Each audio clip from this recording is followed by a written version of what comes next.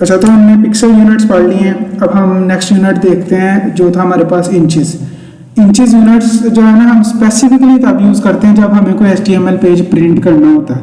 आप देखें, हमने जब HTML डॉक्यूमेंट्स प्रिंट करते हैं, जब आप किसी जगह पे वेबसाइट पे जाते हैं, वहाँ पे एक प्रिंट बटन होता है, आप प्रिंट करते हैं तो वो जब पेज प्रिंट होता है तो उसमें बॉर्डर भी लगा होता है, बाकी चीज़ें भी आ रही होती हैं। अब HTML पेज को कैसे पता कि मैंने उसमें टेक्स्ट इतना साइज रखना है, क्योंकि हमने यहाँ पे तो और यूनिट्स यूज़ कर रहे हैं।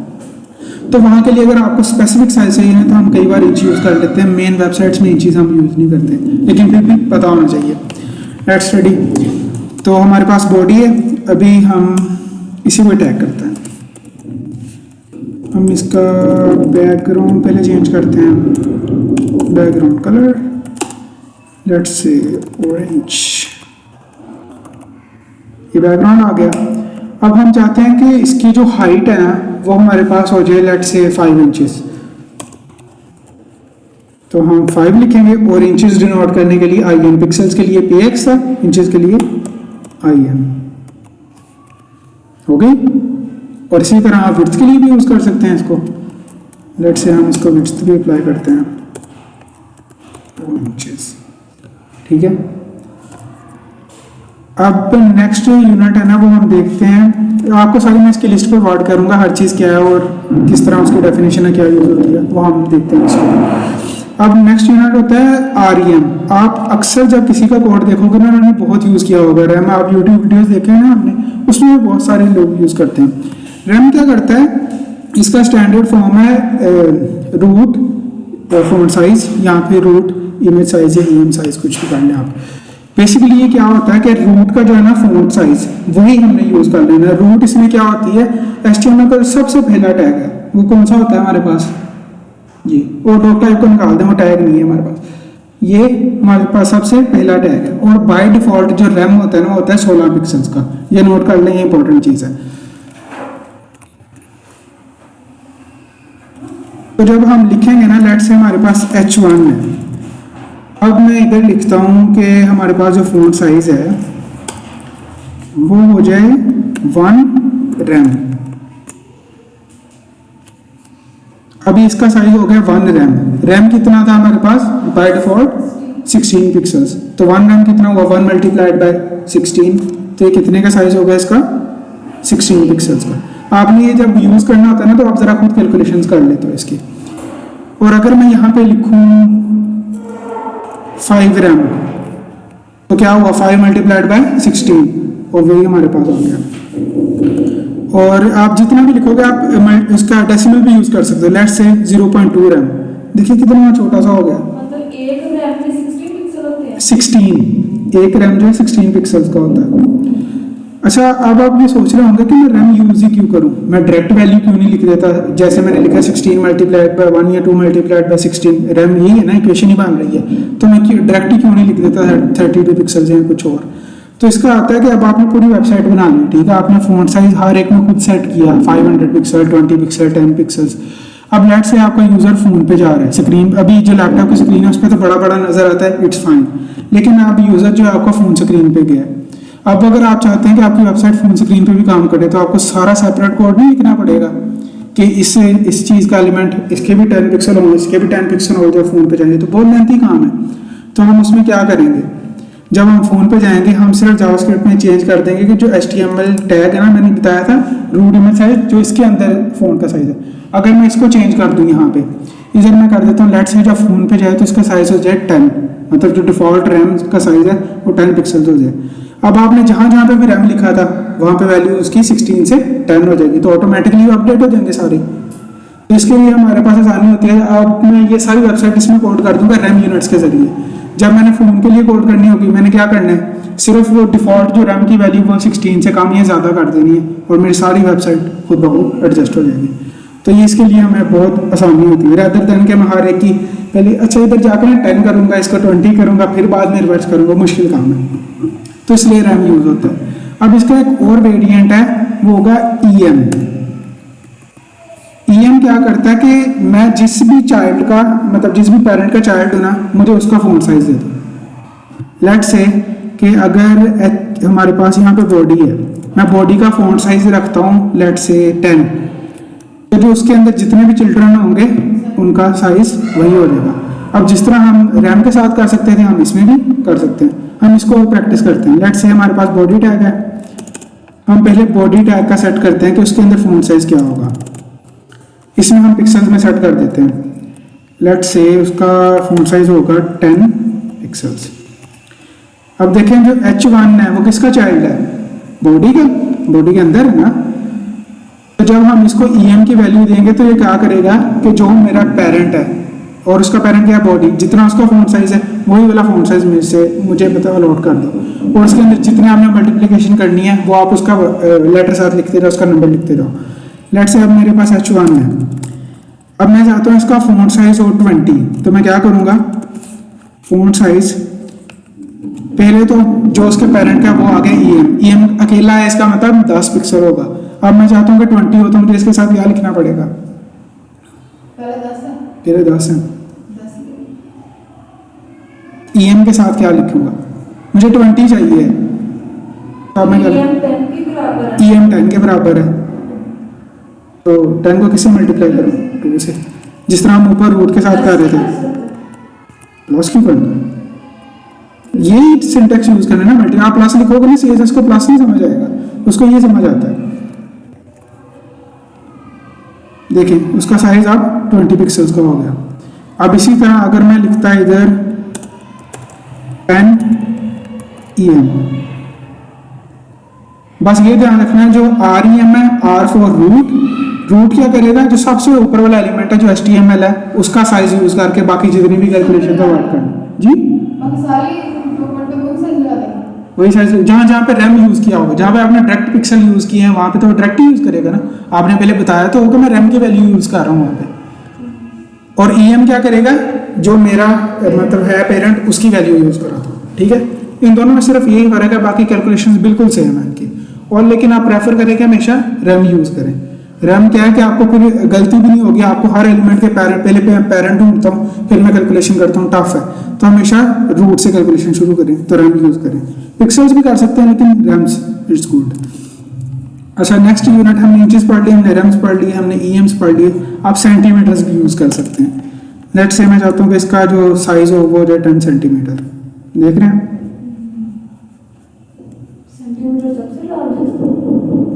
डिपेंड करता है, वैसे सबसे लार्जेस्ट वही होगा क्योंकि पिक्सल्स बहुत छोटे होते हैं, और फिर उसके बाद इंचेस हैं, इंचेस भी बड़े होंगे सेंटीमीटर से। अच्छा तो ये भी समझ आ गया, सेंटीमीटर्स भी क्लियर हो गए। अब एक बहुत इंपॉर्टेंट है और वो आपने सीखना है, और वो भी आपको काफ़ी स्क्रीन्स पे नज़र आएगा, उसको हम लोग बोलते हैं व्यू पोर्ट या व्यू हाइट या व्यू विड्थ। सबसे पहले व्यू पोर्ट समझना। व्यू पोर्ट क्या होते हैं, जितना आपको स्क्रीन पे एक नज़र आ रहा है ना वेबसाइट का हिस्सा, उसे बोलते हैं व्यू पोर्ट। क्या, हाँ वो भी मैं बताऊँगा, एक्सप्लेन करूँगा। अभी देखो जितना भी साइज मुझे नज़र आ रहा है ना, जितनी इसकी हाइट है और जितनी इसकी विड्थ है, ये क्या है, इसका व्यू पोर्ट है। व्यू पोर्ट मतलब जितना वेबसाइट का हिस्सा मुझे नज़र आ सकता है एक टाइम पे। अगर फ़ोन है तो फ़ोन का व्यू पोर्ट क्या होगा, जितनी फ़ोन पे स्क्रीन शो हो रही है। अब अगर आपने चेक करना हो कि ऐसे ही है, हम लोग टेस्ट करते हैं। ये हमारे पास बॉडी, माने बॉडी का क्या बताया था, बॉडी सारी होती है जितनी भी अवेलेबल है। हम इसको कोई कलर देते हैं, background colour blue seems fine. देखें पूरी व्यू पोर्ट ब्लू हो गई, इसका मतलब क्या है, बॉडी सारे साइज को करती है। अब इसमें अगर मैं कहूँ कि व्यू पोर्ट की जो विड्थ है वो क्या होगी, तो ये व्यू पोर्ट की विड्थ है, और हाइट क्या होगी, व्यू पोर्ट की हाइट है। अब आप इनको भी एज ए साइज यूज कर सकते हो। उसके लिए क्या करना है, आपने जो भी साइज लिखना है वो, और प्लस कि कितना है ये व्यू पोर्ट का, वो लिख देना है। अब जो पूरी व्यू पोर्ट होती है ना, उसकी होती है 100%, ये 100 व्यू हाइट, और विड्थ क्या होगी, 100 व्यू विड्थ, मतलब 100 ये होगा, 100 ही वो होगा। अब लेट से आप चाहते हैं कि जो मेरा इमेज है या फिर मेरे पास कोई भी H1 टैग है, वो जो जितनी भी व्यू पोर्ट की हाइट है ना उसका 50% हो, तो आप वहाँ पे क्या लिखेंगे, 50 VH, मतलब 100 का हाफ। हम ट्राई करते हैं, हमारे पास H1 टैग था,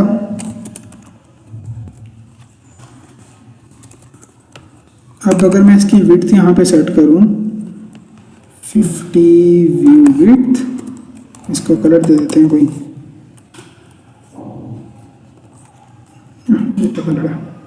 देखें अब ये बिल्कुल स्क्रीन के हाफ में नहीं आ गया, क्योंकि हमने इसको विड्थ क्या दी है 50 व्यू विड्थ, मतलब जो पूरी स्क्रीन की विड्थ है 100, तो तुम्हारी विड्थ हो जाए 50% या 50।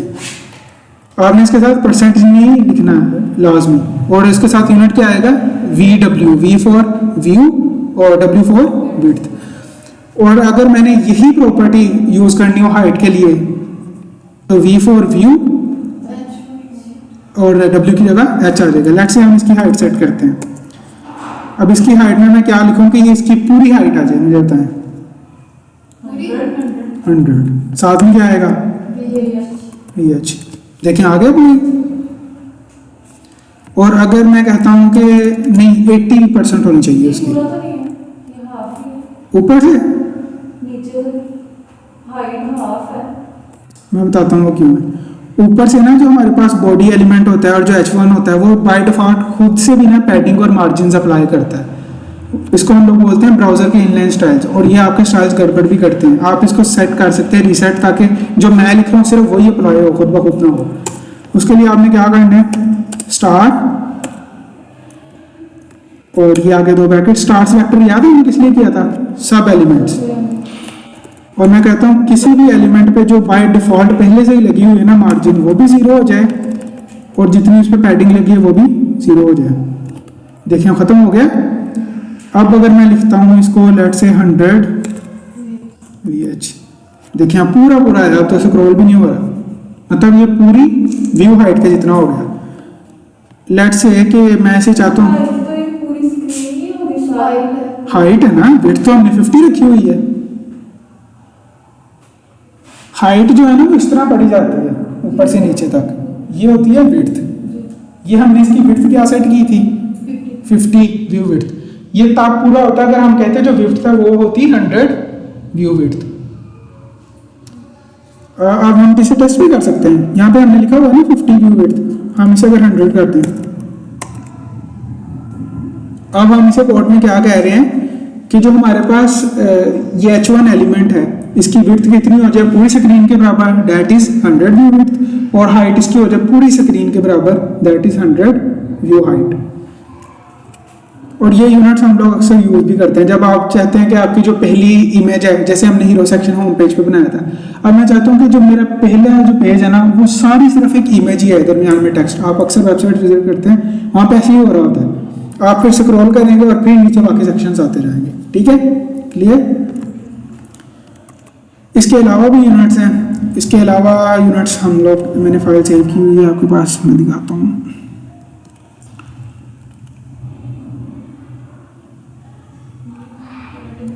एब्सोल्यूट यूनिट्स, एब्सोल्यूट यूनिट्स वो हैं जिनकी हम एग्जैक्ट वैल्यू दे देते हैं। वो कौन से? Centimetres, millimetres, quarter millimetres, inches, pica, points, pixels. लेकिन मैंने बताया हम लोग यहाँ तो पिक्सल्स यूज कर रहे होते हैं या रेयरली इंचीज यूज कर रहे होते हैं। बाकी क्योंकि बहुत कंफ्यूजिंग है, देखे साइड पे कितनी मुश्किल कैलकुलेशन चल रही है, तो जो सारे यूज कर रहे हैं हम भी वही प्रेफर करेंगे। इनको बोलते हैं एब्सोल्यूट यूनिट्स क्योंकि हम इनकी डायरेक्ट वैल्यू दे देते हैं। फिर नेक्स्ट हमारे पास होंगे रिलेटिव यूनिट्स। इसमें आ जाते हैं EM, आगे उसकी एक्सप्लेनेशन भी लिखी हुई है, relative to font size, computed font size of its parent, मतलब जो उसका पेरेंट है उसका फॉन्ट साइज। फिर EX होगा, कैप होगा, करैक्टर मतलब कितने करैक्टर्स। लेट्स से ये हमारे पास एक वर्ड है ना, तो इसमें कितने करैक्टर्स होंगे, एक एक लेटर को काउंट करो, एक एक करैक्टर है। इस तरह भी कैलकुलेशन करनी पड़े, ये भी टफ काम है, आपको एक एक का सोचना पड़े। अच्छा मेरे अगर 50 वर्ड है, हर वर्ड में इतने लेटर्स हैं, मुश्किल काम है, तो हम इसे भी छोड़ देते हैं यूजली। इसमें रैम इंपॉर्टेंट है, font size of root image element default is 16, ये हमेशा याद रखना है। और फिर लाइन हाइट है और RLH है। लाइन हाइट होती है कि मतलब अगर ये सारे पैराग्राफ्स लिखे हैं तो फर्स्ट और सेकंड लाइन में कितना फासला है। इनको भी हम डायरेक्टली नहीं यूज करते, अनलेस हमें बहुत ज़रूरत हो, हम CSS में बाकी प्रॉपर्टीज से कर सकते हैं। ठीक है।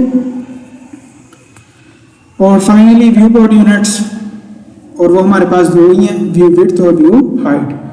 अगर 1 है व्यू विड्थ तो उसका मतलब क्या है, पूरी व्यू विड्थ का 1%, और अगर व्यू हाइट है तो उसका 1%। क्लियर, ये सारे यूनिट्स क्लियर हो गए। अब हम आते हैं थोड़ा सा डिफिकल्ट टॉपिक, और वो है हमारे पास CSS सिलेक्टर्स।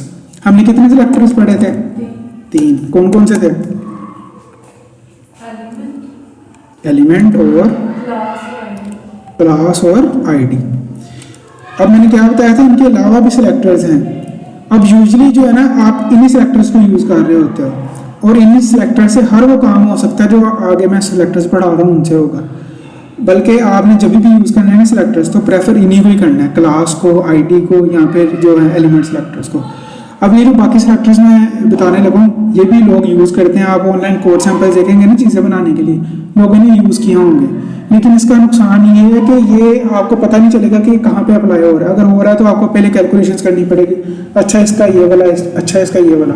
हम क्लास में क्या करते थे, हम सबको जो जिनको हमने कलर करना है उनको सेम क्लास दे दो, क्लास पे स्टाइल्स अप्लाई कर दिए, वो खुद से ढूंढ लेगा कहाँ पे अप्लाई होना है। लेकिन इन सिलेक्टर्स में हमें खुद सारा सोचना पड़ता है। हम देखते हैं उसके एग्जाम्पल्स। चलिए जी, सबसे पहला जो हम लोग सिलेक्टर देखेंगे वो है कंबाइनिंग सिलेक्टर्स।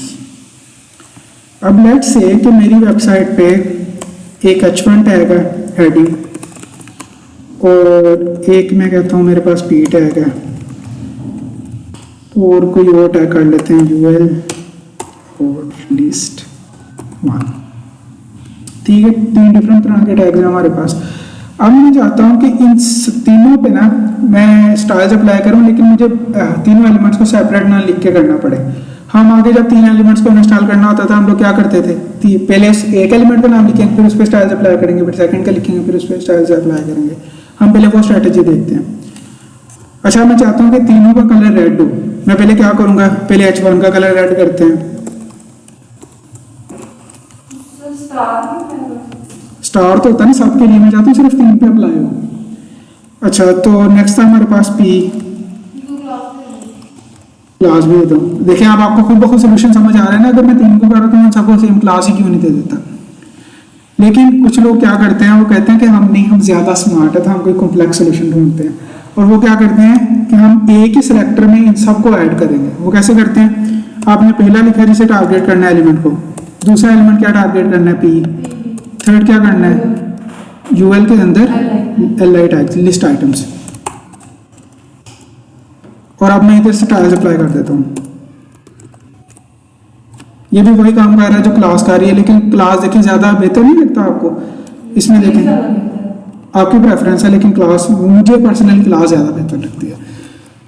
चलें, ये समझ आ गया। इसको हम बोलते हैं using multiple selectors at a time, या मल्टीपल एलिमेंट्स को। तो आप इस तरह काफ़ी सारे, आप जितने चाहे एलिमेंट्स इसमें लिख सकते हैं, एक ही कंडीशन ही जितने चाहे आप लिख सकते हैं। अच्छा, नेक्स्ट हमारे पास होगा सिलेक्टिंग मल्टीपल एलिमेंट्स, ही हो गया कंबाइनिंग सिलेक्टर्स। अब आप क्या कर सकते हो कि आप मल्टीपल सिलेक्टर्स भी कंबाइन कर सकते हो। लेट्स से कि ये मेरे पास एक क्लास, इसको मैंने क्लास भी दी हुई है, हम इसको क्लास देते हैं 1। अब मैं चाहता हूँ कि सिर्फ वो वाली H1 का कलर रेड हो जिसके अंदर हमारे पास क्लास 1 लगी हुई है। तो हम ये कैसे CSS में लिखेंगे, हम पहले बताएंगे कि हमारे पास टैग कौन सा है, H1, और H1 के अंदर वो वाले एलिमेंट जिनकी क्लास है। तो क्लास किस तरह हम डिनोट करते थे, डॉट से, उसके बाद क्लास का नेम। देखें, इसको पढ़ने के लिए आपने हमेशा, लिखने के लिए भी पढ़ने के लिए भी स्टार्ट कैसे करना है, पहले उस एलिमेंट का नाम और फिर उसके बाद उस पर क्लास कौन सी लगी हुई है। अब लेट से एलिमेंट की आईडी होती, फिर मैं क्या लिखता, हैशटैग, वो भी टेस्ट करते हैं हम।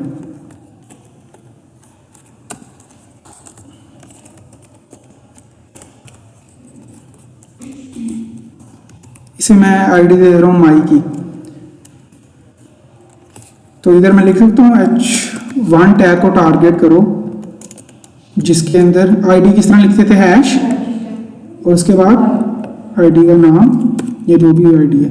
देखिए फिर भी कर रहा है, हमने पहले मतलब कि जनरल से स्पेसिफिक की तरफ मूव करना होता है। पहले क्या लिखेंगे, उसका एलिमेंट का नेम, एलिमेंट कौन सा है, और फिर उस पर क्लास कौन सी लगी है, यहाँ आईडी कौन सी लगी है। इस तरह आप सिर्फ उस एलिमेंट को टारगेट कर सकते हैं रादर देन के सबको। इसको हम लोग बोलते हैं सिलेक्टर चेनिंग भी बोलते हैं। चेनिंग मतलब एक चीज दूसरे से जुड़ी हुई है, फिर तीसरे पे स्टाइल्स अप्लाई हो रहे हैं। ओके जी, अब नेक्स्ट हम लोग देखते हैं डिसेंडेंट्स। हमने याद है रिलेशनशिप्स पढ़े थे सीएसएस में, उसमें चाइल्ड क्या होते थे, जो किसी पेरेंट के अंदर प्लेस होते थे, और डिसेंडेंट में और चाइल्ड में क्या फ़र्क है। अब फॉर एग्जांपल आप अपनी फैमिली सपोज करें, मैं अपनी फैमिली सपोज करता हूँ, आपके दादा अबू हैं, ठीक है, दादा अबू के चाइल्ड कौन है, आपके बाबा, ठीक है, उनके चाइल्ड कौन है, आप। अब देखिए आप जो हो वो अपने दादा अबू के बच्चे तो नहीं हो, मतलब डायरेक्ट रिलेशन नहीं है आप, लेकिन उनके मतलब डिसेंडेंट हो आप, मतलब उनसे कह सकते हो उनकी विरासत में आप हो, लेकिन इस तरह कि आप उनके डायरेक्टली बच्चे नहीं, आप डायरेक्टली किसके बच्चे हो, अपने बाप के या अपने बाबा के। तो इसी तरह होता है इसमें ना सीएसएस में हम दो सेलेक्टर यूज करते हैं, एक डिसेंडेंट्स के लिए और एक है हमारे पास डायरेक्ट चिल्ड्रन के लिए, हम दोनों टेस्ट करते हैं। अब लेट से हम इसको डिव से प्रैक्टिस करेंगे। ये मेरे पास एक डिव है, इसके अंदर है H1 और इसके अंदर लिखा हुआ है, ये मेरे पास एक डिसेंडेंट है, ठीक है। अब मैं चाहता हूं कि जो डिव के अंदर जितने भी H1 डिसेंडेंट्स हैं ना, सबका बॉर्डर लग जाए ब्लैक कलर का। तो मैं कैसे करूंगा, उसके लिए सिंटैक्स पहले आप देख लें, ये है सिंटैक्स, ये सारी फाइल मैं आपको प्रोवाइड भी कर दूंगा, इसमें लिखा हुआ कैसे कैसे अप्लाई करना है। देखिए हमें सबसे पहले क्या लिखना है कि उसका पेरेंट कौन है, ठीक है, फिर हमने क्या बताना है, इसके जितने भी पी के डिसेंडेंट्स हैं ना, जितने भी पैराग्राफ डिसेंडेंट्स हैं इसमें, उन सब के गिर्द ब्लैक बॉर्डर लगा दो। अब हम लिखते हैं इसको, लेट्स से हमारे पास अभी कितने डिसेंडेंट्स हैं, एक, और ये इसका चाइल्ड भी है डिव का, क्योंकि ये इसके इमीडिएट नीचे आ रहा है। हम एक और H1 लगाते हैं,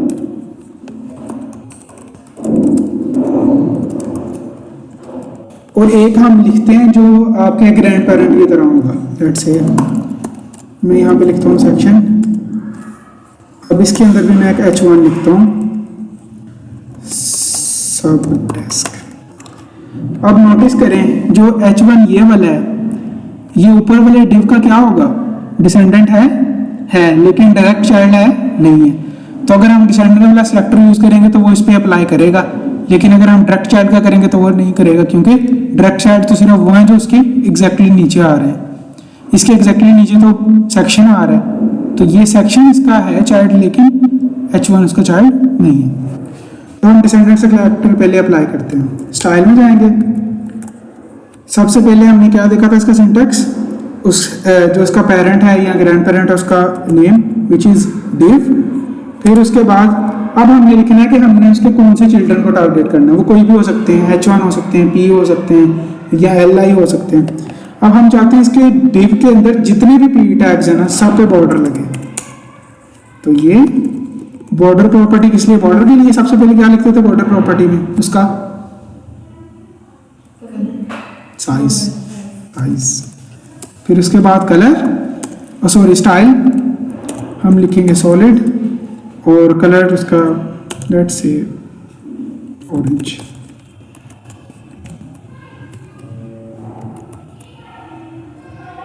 हमने H1 किया था तो H1 देखिए अब सब पे अप्लाई हो गया हमारे पास, क्योंकि ये सारे क्या हैं, डिसेंडेंट्स हैं। और आपने इसका सिंटैक्स देख लिया क्या है, पहले डिव, इसके दरमियान में हमने लाजमी फासला रखना है। आपको याद है जो हमने पिछले सेलेक्टर पर उसमें हम साथ साथ लिख रहे थे, इसलिए उसको बोलते हैं चेन, क्योंकि साथ साथ आते हैं।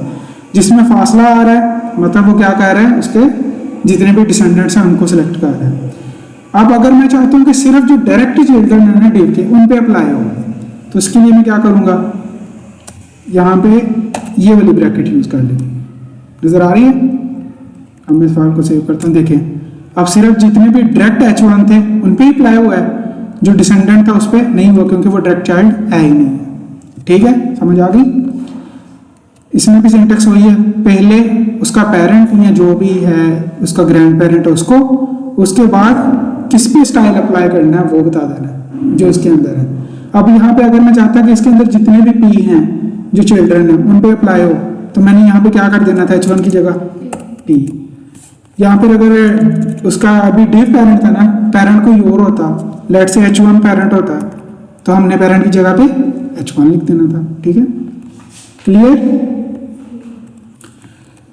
अच्छा जी, नेक्स्ट वेक्टर की तरफ चलते हैं, प्लस साइन। अब आपने मुझसे अभी भी पूछा था कि हम प्लस ही क्यों नहीं यूज़ कर लेते CSS में।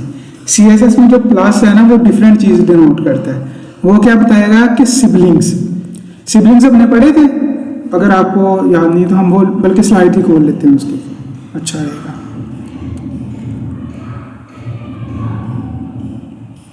कहाँ चलेंगे लेक्चर्स?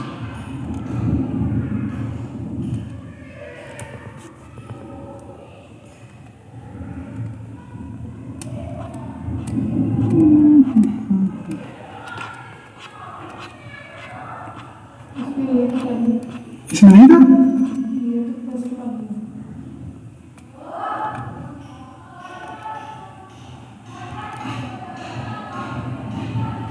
आई थिंक फिर से सेव नहीं है वो वाला। खैर उसमें हमने डोम ट्री देखा था। डोम ट्री में हमने पढ़ा भी था कि कैसे कैसे हमने डोम ट्रीज कंस्ट्रक्ट करने हैं। तो सेम वही चीज़ है इसमें भी। अब अगर हम इसका सिंटेक्स देखें H1 प्लस UL, इसका मतलब ये है, इसको हम लोग बोलते हैं एडजेसेंट सिबलिंग्स। एडजेसेंट का मतलब क्या होता है? साथ साथ। तो हम यहाँ पे इसको क्या कह रहे हैं कि H1 के साथ जितने भी जहाँ पे भी UL आ रहा है उसको ये वाली प्रॉपर्टीज अलॉट कर दो। लेट्स सी, हम इस डिव को रिमूव करते हैं। हम यहाँ पे एक लिखते हैं H1 और इसके अंदर हम लिख देते हैं हेलो, और इसके साथ हम एक P अप्लाई कर देते हैं, दिस इज पैरा 1। अब हम एक और H1 लिखते हैं और इसको हम देते हैं हेडिंग 2, और इसके साथ हम कोई और UL लिख देते हैं, इसके अंदर लिस्ट। अब देखें इसमें दो डिफरेंट है। एक तो सीक्वेंस ये है जिसमें P जो है वो H1 के साथ आ रहा है। ये दोनों क्या है? आपस में सिबलिंग्स। जो किसी के भी चिल्ड्रन होते हैं वो आपस में सिबलिंग्स होते हैं। यहाँ पे ये किसके चिल्ड्रन है? बॉडी के। लेकिन ये दोनों साथ साथ आ रहे हैं, मतलब ये क्या है? एडजेसेंट है, एक दूसरे के साथ एग्जिस्ट करते हैं। अब ये भी साथ एग्जिस्ट करते तो ये भी साथ है, लेकिन ये यहाँ पे P टैग नहीं है, ठीक है। अब हम चाहते हैं कि स्टाइल सिर्फ उस पर अप्लाई हो, उस P टैग पे जो H1 के साथ है। तो हम क्या करेंगे? पहले लिखेंगे H1, उसके साथ P, और इस पे हम स्टाइल अप्लाई कर देते हैं। हो गया? अब देखिए उसने नीचे वाला तो नहीं टारगेट किया, उसने सिर्फ वो P पे स्टाइल अप्लाई किया जो H1 के साथ है। इसकी H1 की जगह कोई और भी हो सकता था, P की जगह कोई और भी हो सकता है, ठीक है। देखें लास्ट वाला क्या है? लास्ट वाली सिलेक्ट होती है ना। हेडिंग से तो हमने बताया कि हेडिंग के साथ जो P टैग है, जो लास्ट वाली आइटम है ना, उस पर स्टाइल अप्लाई होता है। अगर H3 का आइडिया होता तो हम यहाँ पे H3 लिखते, फिर क्या बनता है कि ये मेरे पास H3 है, इसके साथ जितने भी P टैग हैं उनको कर दो। अगर वो किसी और एलिमेंट के साथ हैं तो हमें उससे कोई कंसर्न नहीं है, सिर्फ इसको स्टाइल करना है। क्लियर? आगे समझ? ये अभी इस तरह कंफ्यूजिंग लगेंगे, लेकिन जब आप खुद प्रैक्टिस करोगे ना तो आपको ज़्यादा क्लियर होंगे। और रिचर्ड फेनमैन का पता है आपको? नहीं? इन्होंने ना जो फर्स्ट न्यूक्लियर बॉम्ब बना था उस पर भी काम किया था, फिजिसिस्ट हैं बहुत मशहूर, और इनकी मैथ में काफ़ी ट्रिक्स भी हैं। तो उनकी एक कोट है कि आप किसी चीज़ को समझ ही नहीं सकते या उसको अच्छी तरह समझते ही नहीं जब तक आप उसे खुद नहीं क्रिएट कर सकते। और इसलिए मैंने आज असाइनमेंट भी नहीं रखी। जब आप खुद क्रिएट करेंगे ना आपको पता होगा, अच्छा ये इसका डिसेंडेंट है, इस पर अप्लाई हो रहा है, ये चाइल्ड है, इस पर अप्लाई हो रहा है। अगर मैं लेट से आपको असाइनमेंट देता हूँ, मैं कहता हूँ इसके कलर चेंज कर दो, आप कर तो लेते, लेकिन आपको फुल अंडरस्टैंडिंग नहीं होती। तो आज की असाइनमेंट में आपने ये हार्ड टैग खुद प्रैक्टिस करना है, तो फिर ज़्यादा क्लियर हो जाएगा। लेकिन मेनली आप यूज़ फिर वही कर रहे होगे, क्लास वगैरह वगैरह, लेकिन ये इसलिए है ताकि आप किसी का कोड देखो तो आपको समझ आ सके। ओके, अच्छा नेक्स्ट हमारे पास दो टैग्स रह गए, P is equal first child और लास्ट चाइल्ड। नाम से कुछ नजर आ रहा है? फर्स्ट चाइल्ड का मतलब क्या होता है कि किसी भी पेरेंट के अंदर जो पहला चाइल्ड है वो, और उससे पहले हमने क्या लिखा है? P। इनको हम लोग बोलते हैं सूडो क्लासेस। सूडो क्लासेस मतलब हमने ये क्लास नहीं डिफाइन की, लेकिन एक तरह से एग्जिस्ट कर रही है। और आपने कभी भी देखना हो सूडो क्लास है, रियल क्लास है, यहाँ से पता चल जाएगा। अगर यहाँ पे एक डॉट होता तो वो सिलेक्टर चेन बन जाती। P एलिमेंट्स ढूंढो जिसके अंदर ये क्लास लगी हुई है, लेकिन हमने तो कोई क्लास डिफाइन ही नहीं की फर्स्ट चाइल्ड सेकंड चाइल्ड की। तो यहाँ पे कॉलन है, कॉलन क्या डिनोट कर रहा है? ये क्लास खुद ब खुद डिफाइंड है। ओके, तो हम इसको टेस्ट करते हैं। इसको प्रैक्टिस करने के लिए, समझने के लिए सबसे ईजीएस्ट टैग जो है वो है इसका ऑर्डर्ड लिस्ट या अनऑर्डर्ड लिस्ट। हम ऑर्डर्ड लिस्ट यूज करते हैं।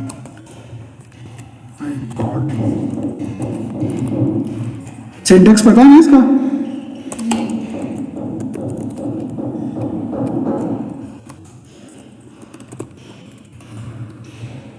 अब देखें, अगर हमारे पास OL को हम पेरेंट कंसीडर करें तो इसमें फर्स्ट चाइल्ड क्या है 1, लास्ट चाइल्ड क्या है 3।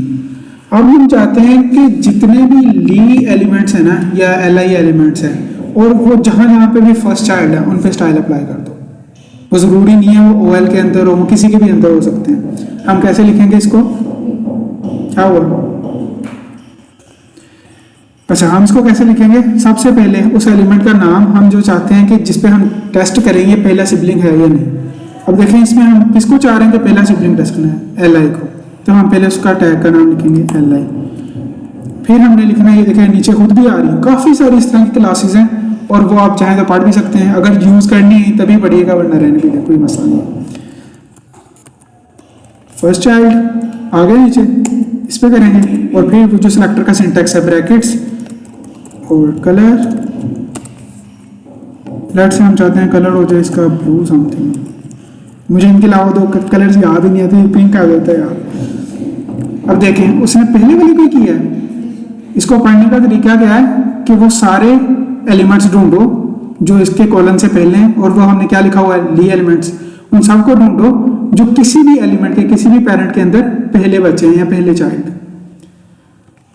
अब अगर मैं चाहता हूं कि नहीं जितने भी ली एलिमेंट्स ढूंढो पूरी वेबसाइट में जो आखिरी चाइल्ड है, तो हम उसमें क्या लिखेंगे, सेम सिंटैक्स कॉलन और इसकी जगह क्या आएगा, फर्स्ट की जगह लास्ट चाइल्ड।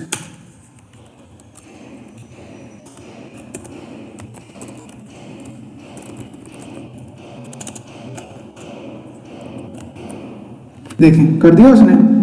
अब यहाँ पे UL है, जहाँ पे OL है, यहाँ पे div भी हो सकता है, div के अंदर H1 भी हो सकते हैं, सिंटैक्स सेम रहेगा। उसमें हम लोग क्या करेंगे, जितने भी हमें H1 एलिमेंट्स ढूंढो जो क्या है किसी भी div या किसी भी पेरेंट का फर्स्ट चाइल्ड है या लास्ट चाइल्ड है, इग्नोर कर दो, आपकी मर्जी है ना। अगर आप चाहते ही नहीं उनको स्टाइल करना तो रहने दो। आपने देखा होगा कुछ आपने टेबल्स इंटरनेट पे देखे होंगे, कुछ मेन्यूज देखी होंगी, उनमें जो मेन्यू का पहला आइटम होता है वो बैकग्राउंड ब्लैक होगा, फिर वाइट होगा, फिर ब्लैक होगा, फिर वाइट होगा, वो इससे क्रिएट होते हैं सारे।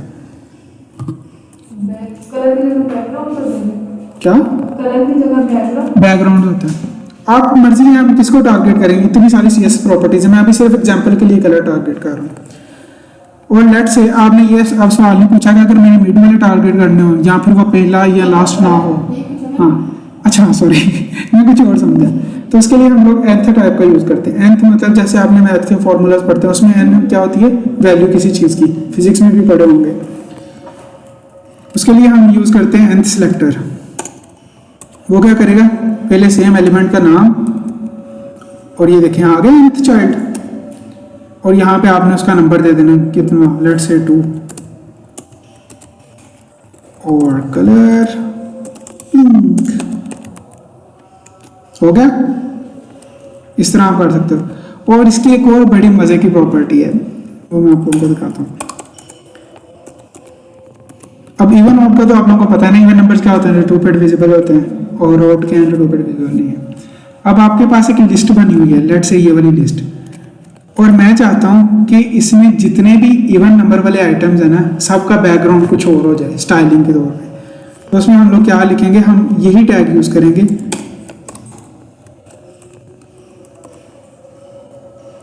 nth चाइल्ड, और इसमें आप इवन आउट की वैल्यू दे सकते हो। लेट से मैं देता हूँ इवन,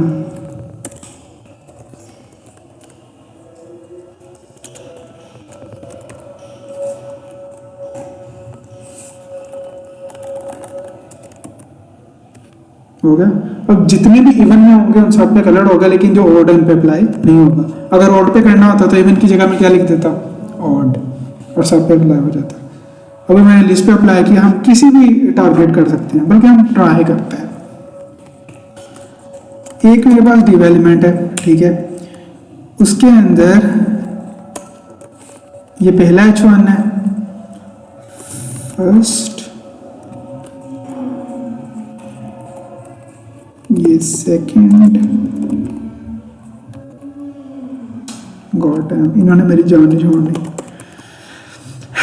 अच्छा, अब मैं चाहता हूं कि जितने भी H1 एलिमेंट्स हैं ना जो इवन में, इवन नंबर में आते हैं, मतलब पहले को छोड़ के दूसरा, फिर तीसरे को छोड़ के चौथा, उन सब पे ये स्टाइल्स अप्लाई हों।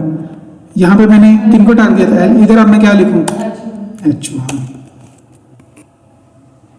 हो गया। अगर इस तरह ही और होते तो वो टारगेट करता जाता। इसमें बस ये कंफ्यूजिंग है, आपको ज़रा सोचना पड़ता है कि अच्छा इससे ये होगा, इससे वो होगा। क्लास में मैं डायरेक्ट लिख के कर सकता था, हर जो दूसरे नंबर पे आ रहा है मैं उसको डिफरेंट क्लास दे देता, सेम वर्क्स। तो हमने साइजिंग यूनिट्स पढ़ लिए, हमने सिलेक्टर्स पढ़ लिए, और आई थिंक आज के लिए इतना काफ़ी है। और असाइनमेंट आप लोगों की ये है कि आपने ये जितने भी मैंने सिलेक्टर्स लिखे हैं इन सब की एक एक एग्जाम्पल क्रिएट करनी है, ठीक है। और वैल्यूज़ में आपने 3 ही बल्कि 4 मुझे यूज़ करके दिखा दें। एक VH, VW, व्यू विड्थ और व्यू हार्ट, और रैम और EM। इन चारों को आप बेशक जो एग्जांपल्स ऊपर के लिए बनाई हैं उनमें यूज़ करते हैं, लेकिन मुझे यूज़ करना दिखाना चाहिए, ठीक है। Anything else?